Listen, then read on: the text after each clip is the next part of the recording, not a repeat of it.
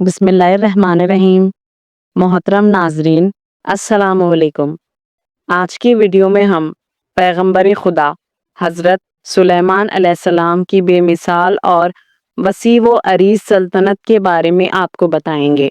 حضرت سلیمان علیہ السلام پیغمبر خدا حضرت داؤد علیہ السلام کے بیٹے تھے۔ حضرت سلیمان علیہ السلام ان پیغمبروں میں سے ایک تھے جنہیں مقام نبوت کے علاوہ ایک وسیع و عریض اور بے مثال حکومت ملی۔ آپ کا اسم گرامی قرآن میں 70 بار آیا ہے۔ آپ کا سلسلہ نسب 11 واسطوں سے حضرت یعقوب علیہ السلام تک پہنچتا ہے۔ وہ بنی اسرائیل کے عظیم المرتبت پیغمبروں میں سے ہیں۔ جناب سلیمان علیہ السلام ایک وسیع و عریض حکومت کے مالک تھے جن کے تابع انس، پرندے، چرندے اور ہوا سب کچھ تھا۔ ان کی حکمرانی پورے خطۂ ارض پر تھی۔ خداوند تعالیٰ آپ علیہ السلام کی تعریف میں یوں فرماتے ہیں، اور ہم نے داؤد کو سلیمان جیسا فرزند عطا کیا جو بہترین بندہ تھا اور ہماری طرف رجوع کرنے والا تھا۔ امام جعفر صادق علیہ السلام فرماتے ہیں، 4 افراد ایسے ہیں جنہوں نے پوری دنیا پر حکمرانی کی، ان میں سے 2 مومن اور 2 کافر ہیں۔ مومنین میں سے حضرت سلیمان علیہ السلام اور جناب ذوالقرنین تھے، اور کافروں میں سے بخت نصر اور نمرود تھے۔ قرآن حضرت سلیمان علیہ السلام کی عظمت و بزرگی اور ان کے وسیع امکانات کے بارے میں یوں فرماتا ہے، ہم نے سلیمان کے لیے ہواؤں کو مسخر کر دیا کہ ان کی صبح کی رفتار 1 ماہ کی مسافت تھی اور شام کی رفتار بھی 1 ماہ کے برابر تھی، اور ہم نے ان کے لیے تانبے کا چشمہ جاری کر دیا اور جنات میں سے ایسے افراد بنا دیے جو اپنے اللہ کی اجازت سے ان کے سامنے کام کرتے تھے، اور جس نے ہمارے حکم سے انحراف کیا ہم اسے آگ جہنم کا مزہ چکھائیں گے۔ یہ جنات سلیمان کے لیے جو وہ چاہتے تھے بنا دیتے تھے، جیسے محرابیں، تصویریں اور حوضوں کے برابر پیالے اور بڑی بڑی زمین سے گڑی ہوئی دیگیں۔ اے آل داؤد، شکر ادا کرو، اور ہمارے بندوں میں شکر گزار بندے بہت کم ہیں۔ ہاں، اللہ تعالیٰ نے حضرت سلیمان علیہ السلام کو بہت کچھ عطا کیا۔ ان کی سواری اس قدر تیز رفتار تھی کہ وہ تھوڑے سے وقت میں اپنے پورے وسیع و عریض ملک کی سیر کر سکتے تھے۔ انہیں بہت مقتدر معدنیات عطا کی گئیں، اور ان معدنیات کو ڈھال کر مختلف چیزیں بنانے کے لیے بہت زیادہ کارکن بھی دیے گئے۔ انہوں نے اس کے ذریعے بہت بڑی بڑی عبادت گاہیں بنائی، لوگوں کو خدائے واحد کی عبادت کی ترغیب دلائی۔ ان کے پاس لشکریوں اور غریبوں کی دیکھ بھال کرنے کے لیے بہت زیادہ محلات تھے۔ خداوند تعالیٰ نے ان عطیات کے بارے میں انہیں شکر ادا کرنے کا حکم دیا۔ حضرت سلیمان علیہ السلام نے 13 سال کی عمر میں حکومت کا بھاری بوجھ سنبھالا، اور 40 سال حکومت کرنے کے بعد 53 سال کی عمر میں دنیا سے رخصت ہوئے۔ بعض روایات کے مطابق حضرت سلیمان علیہ السلام نے 712 سال کی عمر پائی۔ حضرت سلیمان علیہ السلام کا ظاہری و باطنی عظیم مقام بہت زیادہ وسیع و عریض اور بے نظیر تھا۔ حضرت داؤد علیہ السلام سالہ سال اپنی قوم کو ہدایت کرنے میں مصروف رہے۔ عمر کے آخری حصے میں اللہ کی طرف سے ان پر وحی نازل ہوئی کہ اپنے خاندان میں سے اپنا کوئی جانشین اور وصی معین کرو۔ حضرت داؤد علیہ السلام کی مختلف بیویوں سے کئی بیٹے تھے۔ ان کا ایک نوجوان بیٹا تھا جس کی ماں کو حضرت داؤد علیہ السلام بہت زیادہ عزیز تھے۔ جب حضرت پر وحی نازل ہوئی تو اس کے بعد وہ اپنی اس بیوی کے پاس آئے اور کہا، اللہ تعالیٰ نے مجھ پر وحی کی ہے کہ میں اپنے خاندان میں سے کسی کو اپنا وصی اور جانشین معین کروں۔ بیوی نے کہا، بہتر ہے کہ آپ کا جانشین میرا بیٹا ہو۔ جناب داؤد نے کہا، میرا بھی یہی ارادہ تھا، لیکن خدا کے حتمی اور یقینی علم میں میرا وصی اور جانشین سلیمان ہے۔ خداوند تعالیٰ کی طرف سے حضرت داؤد علیہ السلام پر ایک اور وحی نازل ہوئی کہ میرا حکم پہنچنے سے قبل جلدی میں کوئی کام مت انجام دینا۔ اس وحی کے نازل ہونے کے زیادہ عرصہ نہ گزرا تھا کہ دو شخص باہم لڑتے جھگڑتے حضرت داؤد علیہ السلام کے پاس فیصلہ کرانے کے لیے آئے۔ ان لوگوں نے حضرت داؤد سے کہا، ہم میں سے ایک کا باغ ہے اور دوسرے کی بھیڑ بکریاں ہیں۔ خداوند قدوس نے حضرت داؤد علیہ السلام پر وحی نازل فرمائی کہ اپنے تمام بیٹوں کو اپنے پاس بلائیں اور ان سے کہیں کہ آپ لوگوں میں سے جو بھی ان دو آدمیوں کے درمیان صحیح فیصلہ کرے گا وہی میرے بعد میرا جانشین ہوگا۔ حضرت داؤد علیہ السلام نے اپنے تمام بیٹوں کو اپنے پاس بلایا اور ان کے سامنے سارا ماجرا بیان کیا۔ اس کے بعد صاحب باغ اور بھیڑ بکریوں کے مالک نے اپنے درمیان پایا جانے والا جھگڑا کچھ یوں بیان کیا۔ باغ کے مالک نے کہا کہ اس شخص کی بھیڑ بکریاں میرے باغ میں آئیں اور میرے باغ کو نقصان پہنچایا ہے۔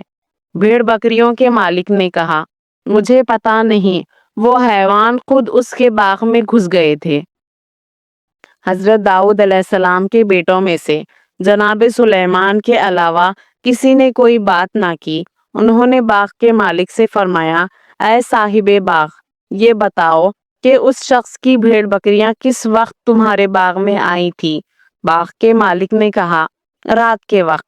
حضرت سلیمان علیہ السلام نے بھیڑ بکریوں کے مالک سے کہا، میں حکم کرتا ہوں کہ اس سال تمہاری بھیڑ بکریوں کے جتنے بچے ہوں اور ان کی اون کا مالک باغ کا مالک ہے، کیونکہ بھیڑ بکریوں کے مالک کے لیے لازمی تھا کہ اپنی بھیڑ بکریوں کو قابو میں رکھتا۔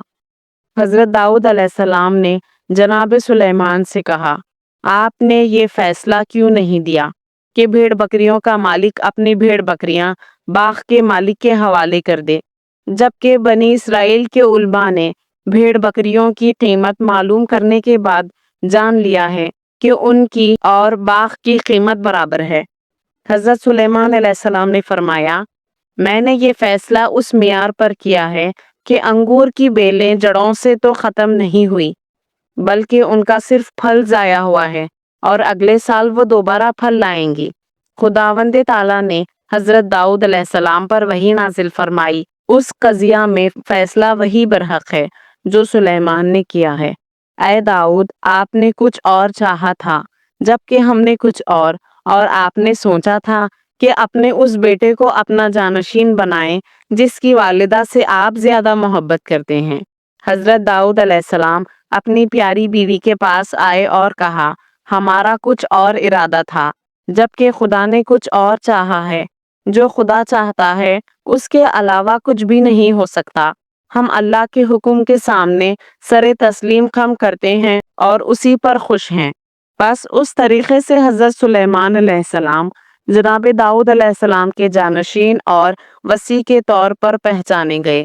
البتہ اس بات کی طرف توجہ رہے کہ اگر حضرت داؤد علیہ السلام جناب سلیمان کو اس واقعے سے پہلے اپنا جانشین منتخب کر لیتے تو ان کے بیٹوں کے درمیان جھگڑا ہو سکتا تھا، لیکن اللہ تعالیٰ نے وحی کے ذریعے ہر قسم کے اختلاف کو ختم کر دیا۔ جب حضرت داؤد علیہ السلام نے اپنے بیٹے سلیمان کی جانشینی کے بارے میں بنی اسرائیل کو بتایا تو وہ بہت ناراض ہوئے اور صدائے اعتراض بلند کرتے ہوئے حضرت داؤد علیہ السلام سے کہا، کیا آپ ایک جوان کو اپنا خلیفہ مقرر کرنے لگے ہیں جبکہ ہمارے درمیان بزرگان موجود ہیں؟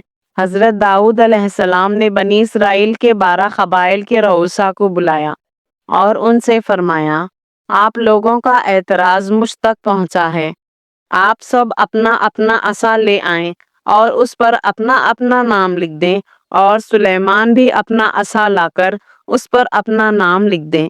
یہ تمام عصائیں ایک کمرے میں رکھ کر باہر سے تالا لگا دیں، اور آپ تمام قبائل کے رؤسا ایک رات اس کمرے کے سامنے پہرا دیں تاکہ کوئی بھی اس کمرے میں نہ جا سکے۔ اگلی صبح کمرے کا دروازہ کھولیں اور دیکھیں کہ جس کا عصا سبز اور پھلدار ہو چکا ہے وہی میرے بعد لوگوں کا رہبر و رہنما بنے گا۔ قبائل کے سرداروں نے اس تجویز کو قبول کیا اور اپنا اپنا مخصوص عصا لے کر ایک کمرے میں رکھا۔ اسے تالا لگا دیا اور ایک پوری رات اس کمرے کی نگرانی کی۔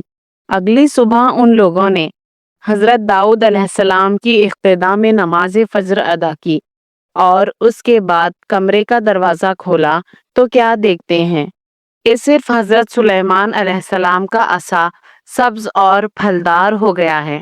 وہ عصا حضرت داؤد علیہ السلام کے سپرد کیا۔ انہوں نے وہ عصا سب کو دکھایا تو سب لوگوں نے اسے قبول کیا۔ حضرت داؤد علیہ السلام نے اپنے بیٹوں کو مخاطب کر کے کہا، اے میرے بچوں، کون سی چیز سب سے زیادہ میٹھی ہے؟ انہوں نے کہا، محبت۔ جناب داؤد بہت خوش ہوئے اور بنی اسرائیل کے درمیان سے گزرتے ہوئے اپنے بعد جناب سلیمان کو اپنا جانشین اور لوگوں کا رہبر بنانے کا اعلان کیا۔ اگرچہ حضرت سلیمان علیہ السلام بلند مقام پر فائز تھے اور آپ کو پوری دنیا پر حکمرانی حاصل تھی، اس کے باوجود ان کی زندگی انتہائی سادہ تھی اور آپ نے کبھی غرور و تکبر نہیں کیا تھا۔ روایات کے مطابق آپ علیہ السلام گوشت کا سالن اور میدے کی پکی ہوئی نرم روٹیاں مہمانوں کے سامنے رکھتے۔ ان کے اہل و عیال خشک اور سخت روٹیاں کھاتے، جبکہ خود ایسی روٹی تناول کرتے جس کے آٹے سے چھان بھی نہ نکالا ہوتا تھا۔ حضرت سلیمان علیہ السلام نے اپنے لیے کئی بیویاں منتخب کی۔ اس سے آپ کا ہدف اور مقصد یہ تھا کہ زیادہ بیویوں سے زیادہ اولادیں ہوں جو ملک و حکومت چلانے اور دشمن کے ساتھ جہاد کرنے کے لیے ان کی مدد کریں۔ اسی بنا پر انہوں نے فرمایا، میں اپنی بیویوں سے خلوت کروں گا اور ان کے قریب مجھے ان سے بہت زیادہ بیٹے نصیب ہوں گے جو تمام کے تمام میرے مددگار اور جہاد کے موقع پر محاذ جنگ کے سپاہی ہوں گے۔ انہوں نے یہ بات کرتے وقت صرف اپنی ذات اور اپنی بیویوں پر بھروسہ کیا اور اللہ کو بھلا دیا، یعنی انشاءاللہ نہ کہا۔ پس اس طرح وہ ایک لمحے کی غفلت سے ترک اولا کے مرتکب ہوئے۔ انہوں نے اپنی بیویوں کی خبر گیری کی، لیکن اتنی بیویوں میں سے صرف ایک کے یہاں بچہ پیدا ہوا اور وہ بھی ناقص خلقت کا تھا۔ اس مردہ بچے کو لا کر تخت پر رکھا گیا۔ حضرت سلیمان علیہ السلام کو معلوم ہو گیا کہ وہ اس الہی آزمائش میں لغزش کا شکار ہوئے ہیں۔ انہوں نے اس کی توبہ کی اور بارگاہ الہی سے بخشش کا تقاضا کیا اور کہا، خدایا مجھے معاف کر دے اور مجھے ایک بے مثال حکومت عطا کر۔ خداوند قدوس نے ان کی یہ دعا قبول فرمائی اور انہیں نہایت مقتدر حکومت عطا فرمائی۔ ہوا کو ان کے تابع فرمان کیا کہ وہ ان کے فرمان پر دھیمی دھیمی چلے اور جہاں وہ چاہے انہیں لے جائے۔ شیاطین اور دیگر سرکش مخلوق کو ان کے ماتحت کر دیا اور انہیں ایک بلند و بالا مقام عطا کیا۔ خداوند قدوس نے حضرت سلیمان علیہ السلام کو ہر قسم کی نعمت عطا کی ہوئی تھی، حتیٰ کہ وہ حیوانات کی زبان سمجھتے اور ان سے گفتگو کر سکتے تھے۔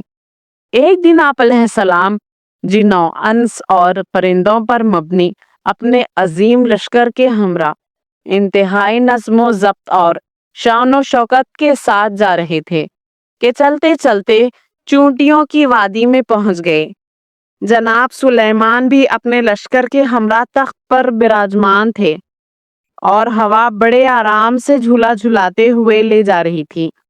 اسی دوران ایک چونٹی نے دوسری چونٹیوں سے مخاطب ہو کر کہا، اے چونٹیوں، اپنے اپنے سوراخوں میں گھس جاؤ، کہیں سلیمان اور اس کا لشکر تمہیں پامال نہ کر دے اور انہیں اس کا شعور بھی نہ ہو۔ ہوا نے چونٹیوں کی گفتگو حضرت سلیمان علیہ السلام تک پہنچا دی۔ آپ نے وہاں پر رکھے نوکروں کو حکم دیا کہ اس چونٹی کو میرے پاس لائے جائے۔ نوکروں نے فوراً اس چونٹی کو ان کی خدمت میں حاضر کیا۔ جناب سلیمان نے اس چونٹی سے فرمایا، کیا تمہیں معلوم نہیں ہے کہ میں خدا کا پیغمبر ہوں اور پیغمبر کبھی کسی پر ظلم و زیادتی نہیں کرتا؟ چونٹیوں نے کہا، ہاں میں یہ بات جانتی ہوں۔ حضرت سلیمان علیہ السلام نے فرمایا، پھر تم نے چونٹیوں کو مجھ سے کیوں ڈرایا؟ چونٹی نے عرض کیا، میں اس بات سے ڈرائی تھی کہ یہ چونٹیاں آپ کی شان و شوکت اور زر و زبرک دیکھ کر دنیا کی دیوانی نہ ہو جائیں اور خدا کو بھلا دیں۔ میں چاہتی تھی کہ وہ اپنے اپنے سوراخوں میں گھس جائیں اور آپ کا جادو حشم نہ دیکھیں۔ اس کے بعد چونٹی نے عرض کیا، کیا آپ کو علم ہے کہ اللہ تعالیٰ نے اپنے عظیم ترین مخلوقات میں سے ہوا کو آپ کے تابع کیوں کرا دیا ہے؟ جناب سلیمان نے فرمایا، اس بارے میں مجھے علم نہیں ہے۔ چونٹی نے کہا، اس کی وجہ یہ ہے کہ آپ کو جتنا دیا جائے کہ یہ تخت اور یہ سلطنت ہرگز دائمی چیزیں نہیں ہیں اور ان کا انحصار ہوا پر ہے۔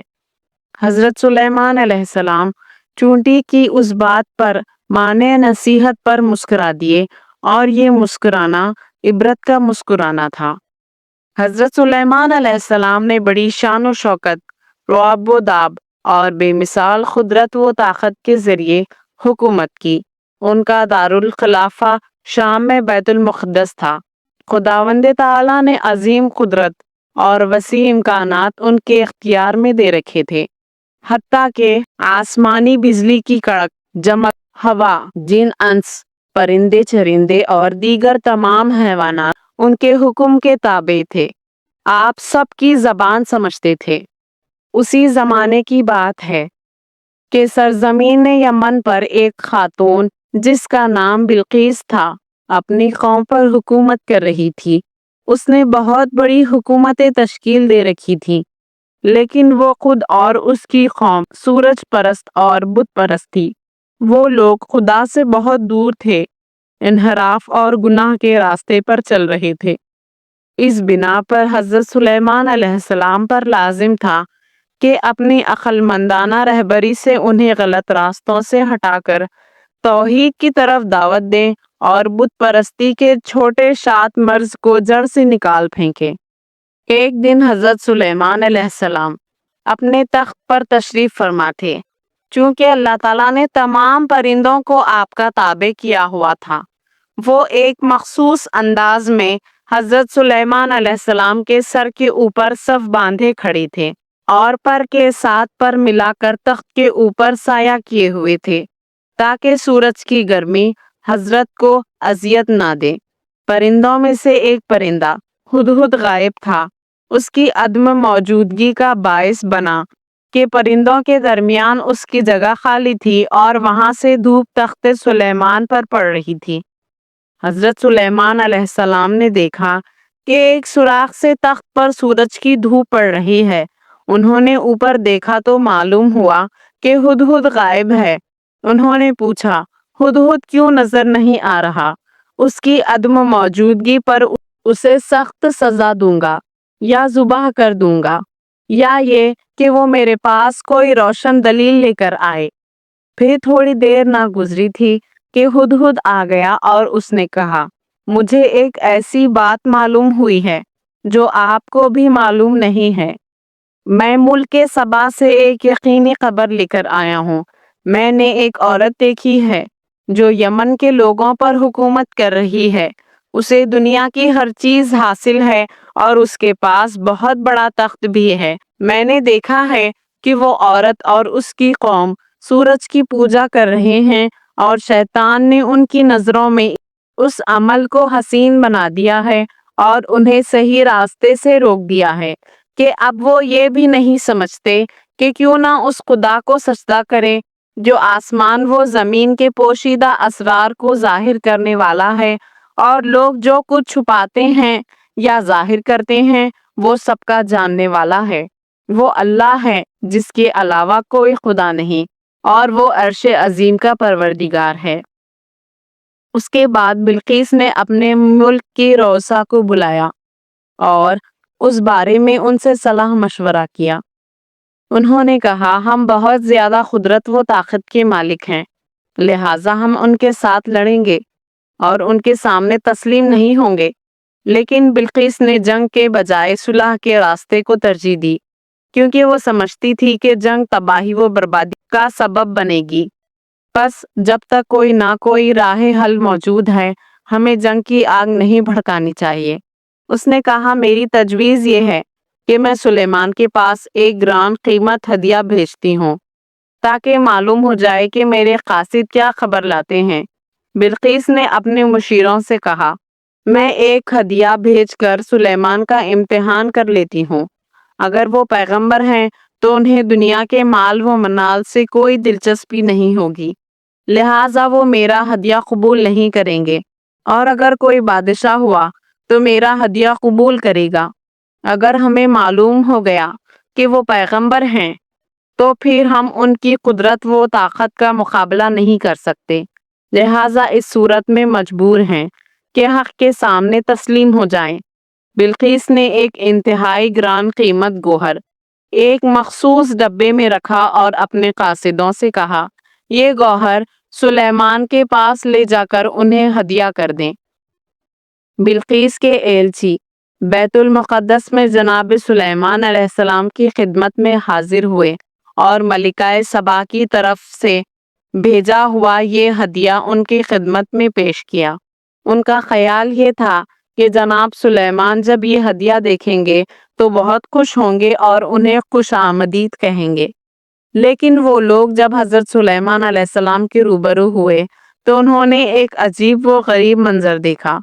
حضرت سلیمان نے ان کے لوگوں کا استقبال کرنے کے بجائے ان سے کہا کیا تم لوگ اپنے مال و منال سے میری مدد کرنا چاہتے ہو، جبکہ دنیا کی ہر چیز میری نظروں میں ہیچ ہے، اور جو کچھ اللہ تعالیٰ نے مجھے انعام فرمایا ہے وہ اس سے کہیں بہتر اور افضل ہے۔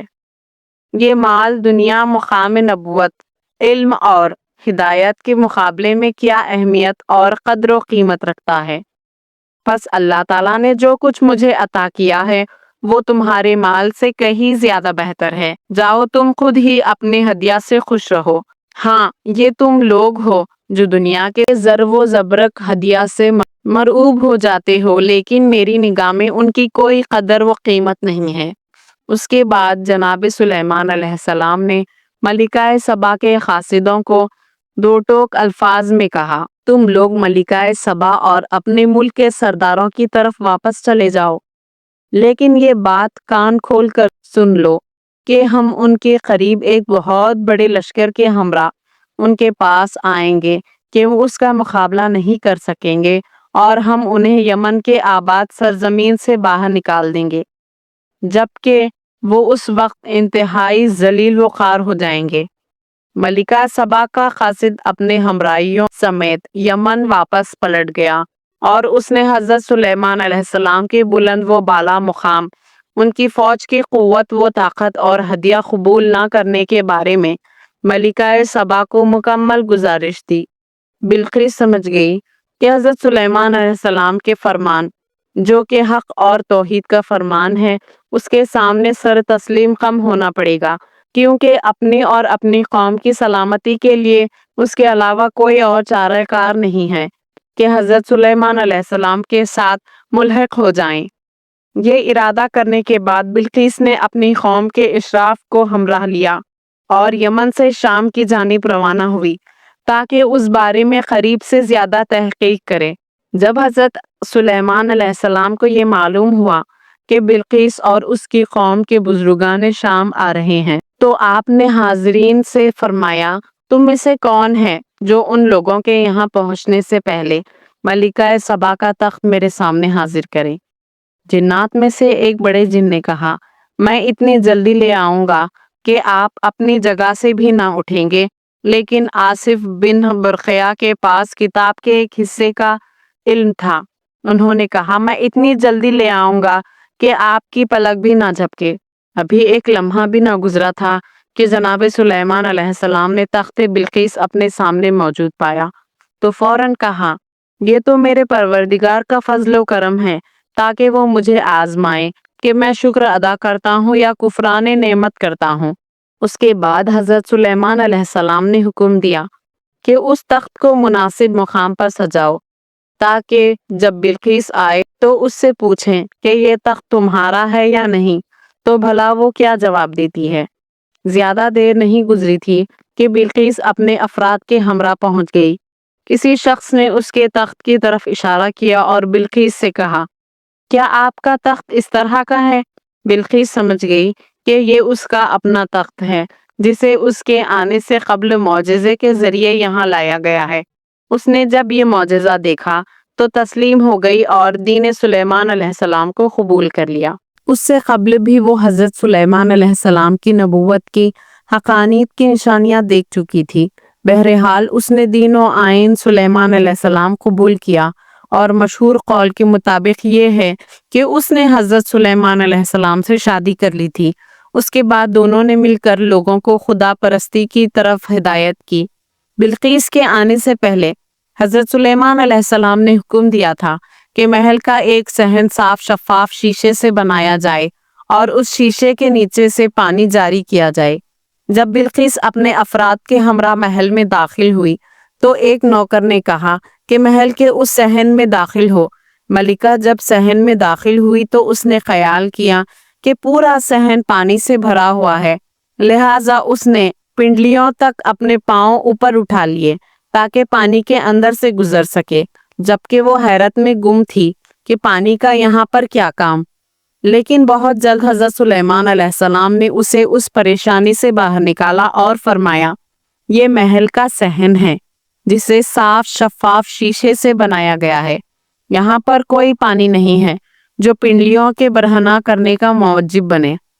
اس کے بعد ملکہ سبا نے حضرت سلیمان علیہ السلام کی حقانیت پر متعدد نشانیاں دیکھی اور یہ بھی مشاہدہ کیا کہ اس قدر قدرت و طاقت رکھنے کے باوجود ایسے اچھے اخلاق کے مالک ہیں جو بادشاہوں کے ساتھ بالکل نہیں ملتے، لہٰذا وہ سچے دل کے ساتھ حضرت سلیمان علیہ السلام کی نبوت پر ایمان لے آئی اور صالحین کی صف میں شامل ہو گئی، جیسا کہ قرآن اس کی ترجمانی کرتے ہوئے فرماتا ہے۔